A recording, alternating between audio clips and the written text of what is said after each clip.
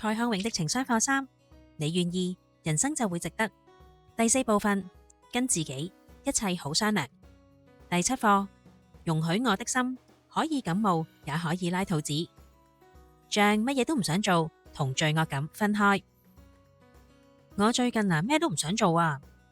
你唔係咩都唔想做，你只係最近乜嘢正事都唔想做啫。佢係我睇過嘅一個角色，係一個冷酷堅毅嘅媽媽機械人。佢係由美劇《異星災變》裏面走出嚟嘅，冷冷咁望住我啊。呢個角色因為既係一群幼兒嘅媽媽，同時又係一個屠殺型飛天機械人，所以咁樣俾佢望一望啊，好容易覺得溫暖裏面有一陣寒意噶。俾你咁樣講一講，又好似真係喎。雖然媽媽機械人說話又直接又犀利，但係仲係能夠發揮到安慰嘅作用嘅。我發現你哋人類中意將啲事情分做正事或者閒事。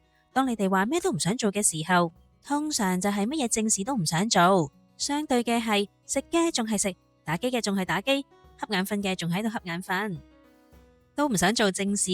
咁樣講都係冇咩關係啫。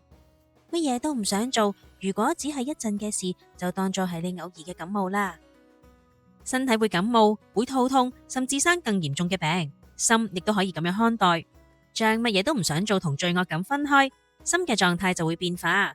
偶爾或者長期嘅生病，我哋會想辦法去病好，但係唔好感覺罪惡。人生係值得噶，人生唔係應該噶。